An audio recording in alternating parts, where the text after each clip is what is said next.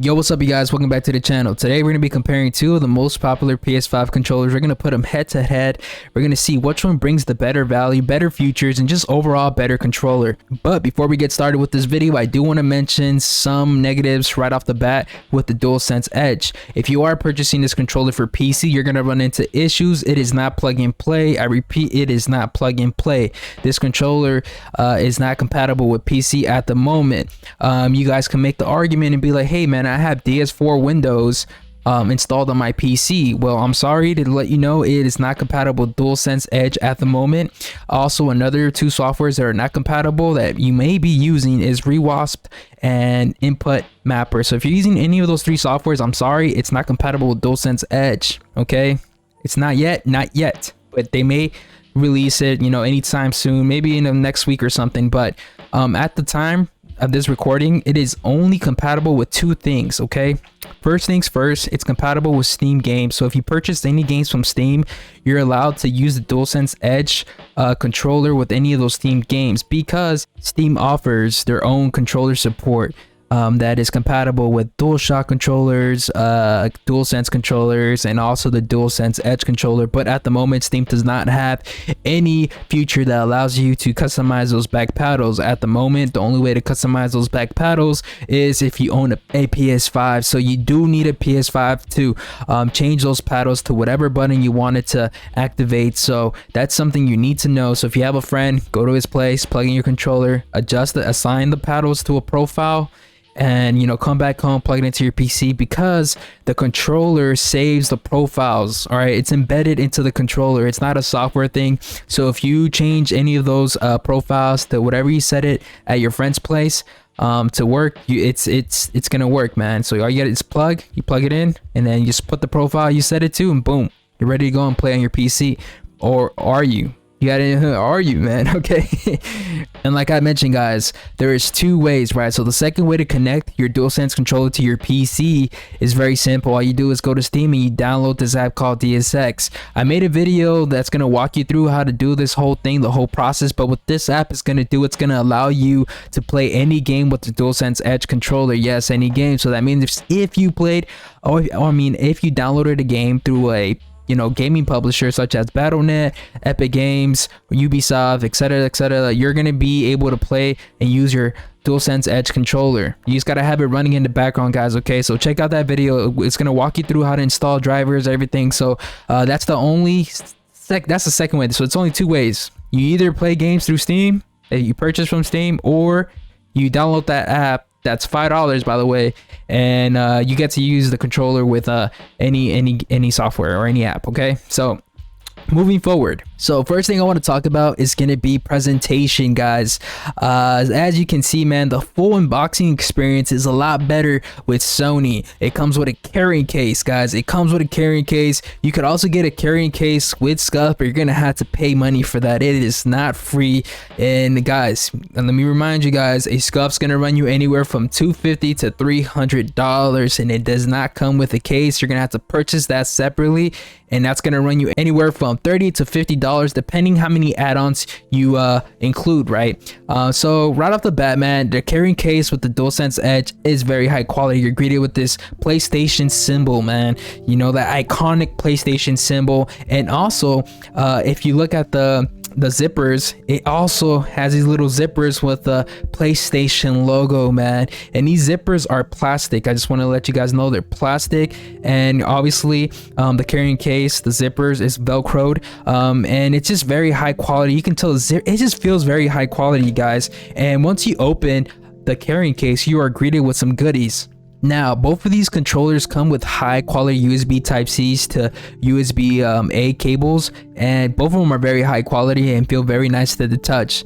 But the only difference is that the Dualsense Edge comes with this extra lock mechanism, which I feel was a waste, because I did some testing, and let me tell you this, man, the thing that's gonna fall is not your controller out of your hands, it's gonna be your console. So I had a friend step on the wire and I almost had my PS5 fall from the stand. So please, guys, do not use this mechanism. It was a waste of money. I don't know what Sony was thinking with this. It is pointless. Do not connect this. Do not use this. I don't recommend it. If you want to keep your console intact, do not use this. I actually wanted them to maybe, instead of adding this, they could have added more thumbsticks, man, more of the original PS5 thumbsticks, because I'm not a big fan of these DualShock 3 style thumbsticks, even though, you know, they're very grippy, by the way, but they're not very control freak friendly. You know, they're not, you know, those thumbsticks that you put on top of your thumbsticks, those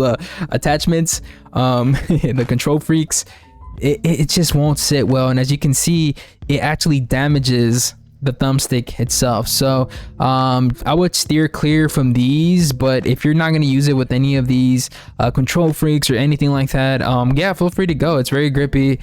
Just that I wish they would have just added, you know, some more of the original PS5 thumbsticks, especially some long ones, man, instead of this lock mechanism that's potentially could damage your console. So yeah, that's one thing and one gripe I wanted to mention right there. Something I do want to mention is that the Scuf Reflex FPS did come with 2 thumbsticks, one long and one small. And guys, I do prefer the Scuf thumbsticks over the Dualsense Edge ones, just because they just feel a lot better, a lot, I'm not gonna say grippy, but they just, I don't know, they just feel better in my hand. You know, but guys, the DualShock 3 thumbsticks, those are very grippy, by the way. Those are the most grippiest thumbsticks you can get. So if you want something grippy, I would say go for those. But for my liking, I'm just gonna stick to my Scuf ones and my control freaks, okay? Also, this is something very important, guys. It has to do with thumbstick durability. So if you look at these thumbsticks, those 6 pieces, you know, on top that are used to connect the thumbsticks to the controller, those do not look that they're durable. I do see these chipping off eventually. That's something I did notice, man, because it's just like the way you insert it and how you press it, it just feels like they're gonna end up, you're gonna have a few here breaking here and there. It is plastic at the end of the day, so that's just something to keep in mind. Also, now that we're on the topic, man, of durability, now let's get to the paddles, man. So first things first, man, there's 2 paddles, right? These paddles are metal. I do gravitate more to the longer paddles. That is because ease of reach, man. It's easier to hit those buttons, especially I play a lot of Call of Duty, so if you're playing first person, you're probably gonna, you know, gravitate a little bit more to the longer paddles. But there's something about the little paddles that just I love too. They're more clicky. They're clicky, guys. So when you click those longer paddles, it doesn't give you that much feedback when you hit them. Like, obviously it clicks, but it's not satisfying as opposed to the little ones. And this is where Scuf comes in, guys. Scuf paddles are actually more clicky, and they're placed in the area where your hand just lays perfectly and you could just reach them easily. And also you get 4 paddles, which is a plus, man. And it's really surprising that Sony didn't consider to come out with the 4 paddles, because you look at what Xbox is doing with their Elite controller, like that came with 4 paddles, and that's around the same price as this controller. So I don't know what they were thinking about that. I kind of have an idea why they didn't do it, and it's because this controller is heavy. This controller is very heavy, guys. I'll get into that in a moment, but let's just continue. So the paddles in the back, you know, they're great. They're great paddles, but they're not as satisfying as the Scuf. And something to keep in mind also, guys, is at the back, you know, where you insert the magnetic paddles, the inside of that hole, I can see a bunch of scratches already, and I can see some lifted plastic. So it just gets you thinking, like, how long is this gonna last? How long are these durable? Because I'm already seeing pieces of plastic be lifted inside these little inserts right here where you attach these paddles. Like, so that's just something to consider. I don't know, man. It's just something that got me thinking, like, how long is it gonna last? Especially if you're taking them out, putting them in, or pressing them constantly. Is it gonna damage? And then eventually, are we gonna have to replace the controller? Because if this gets damaged, if the inside of these paddles get damaged, you're probably gonna have to replace your controller fully. So now let's talk about the grip on the Dualsense Edge controller. The best way I can describe the grip on this controller is a leather rough texture. Yes, guys, a leather rough texture. That's exactly how it feels like. It's not the best grip you can get in a pro controller. Honestly, if I had to rate it from 1 to 10, I would give it a 5 out of the controllers I've tested. Right now, the best grip controller you can get is the Scuf. I love that controller because of the grip. They offer two different types, and whichever way you go with, you're really gonna feel that premium grip. Okay, a lot better than the Dualsense Edge, guys, a lot better. So just keep that in mind. Now let's talk about the triggers. So now the trigger thing is a big thing and a very important for people who play those first person shooters, right? So off the rip, these trigger stops, man, you're still on the last setting, you're still gonna have to press it a good amount. I just want you to know that, like, the range is still a good amount that you have to press. It's for those people who have had a Scuf or had a controller that offers you those mouse-like triggers. It's really hard to go back, and as you can see through my testing, that the Dualsense Edge shot a lot slower than your Scuf controller. I was able to get more bullets out with the Scuf controller compared to the Dualsense Edge. So it's really up to you. If you're really a first person or just play shooting games most of the time, you're really gonna want to go for the Scuf just because of those mouse triggers. I'm not saying that the triggers in the back of the Dualsense Edge are bad, not at all, man, because you get those adaptive triggers, right?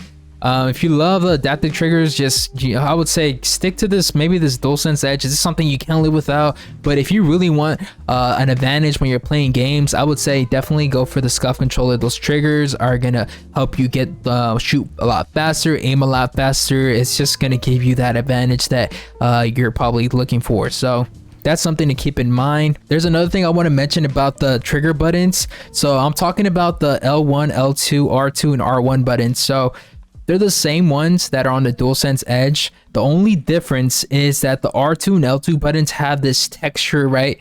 They have those symbols embedded onto those buttons. And you know, at first it felt nice. It felt grippy when I would press it. But over time, I did find that the tip of my finger was feeling some discomfort after playing maybe 30-40 minutes or more, especially if I was using a rifle, a single fire weapon.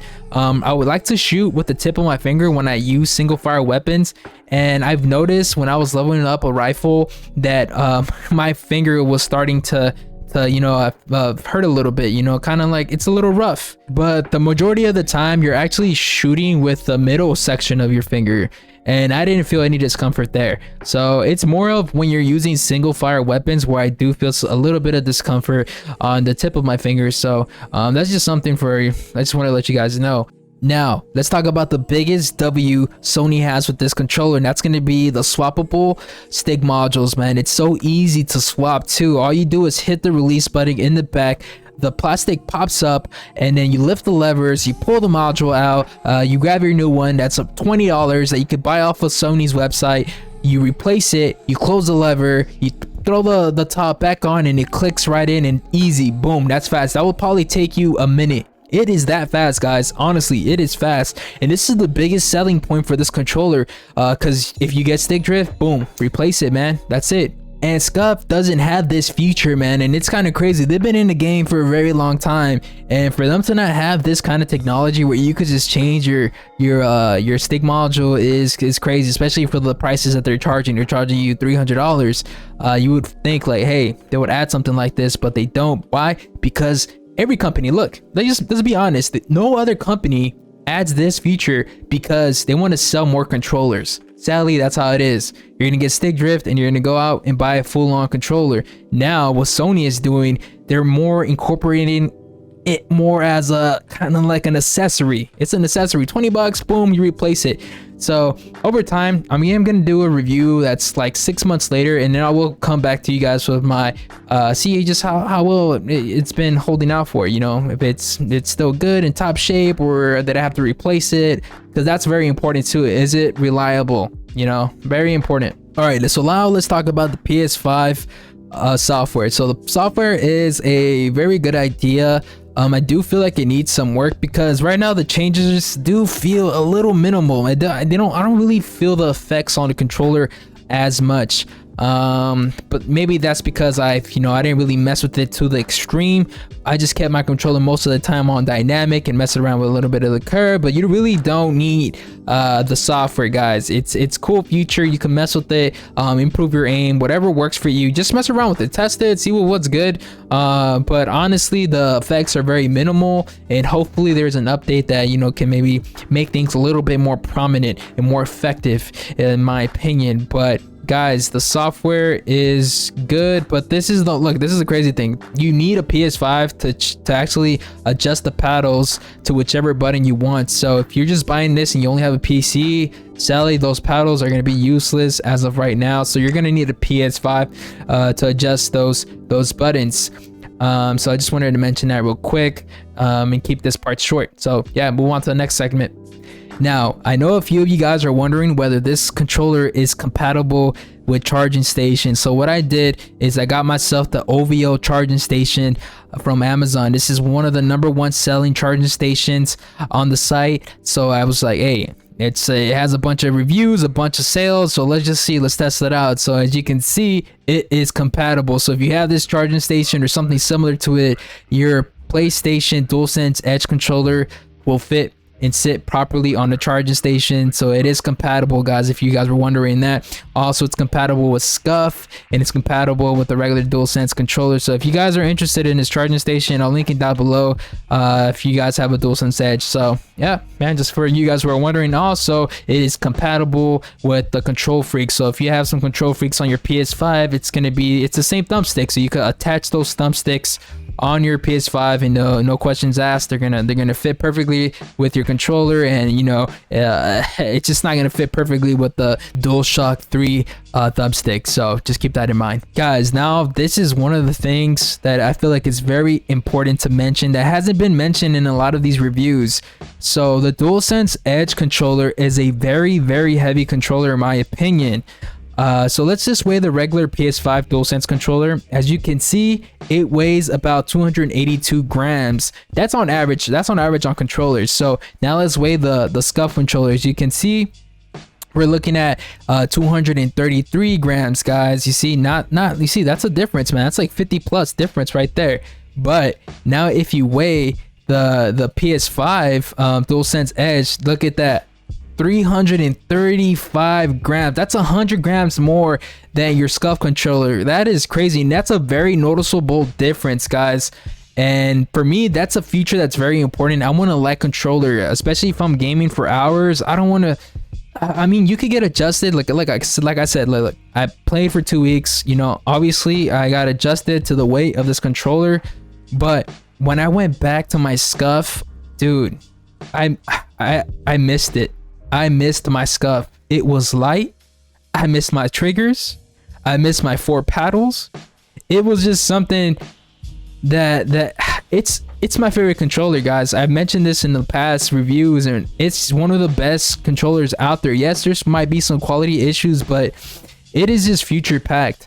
Obviously Dualsense has its most the main selling feature, which is the swappable thumbsticks, and you can't take that away from a $200 controller, but the Scuf controller, just in my opinion, is still the #1 winner for pro controllers. Paddles, triggers, the weight, the buttons, the clickiness of the paddles, the 4 paddles.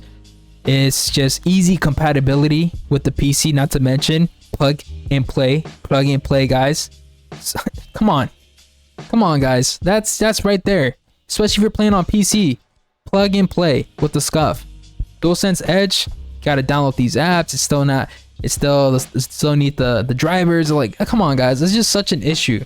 So overall, man, we're gonna stick to the Scuf, man. It is still king, man. It is king in my opinion. Let me know in the comment section, guys, which one is your favorite controller. Are you guys still gonna buy the Edge controller? Are you gonna get the Scuf Reflex FPS? Like, what are you guys looking at? Let me know in the comment section. Hope you guys like this review, and see you guys on the next one, man. Peace.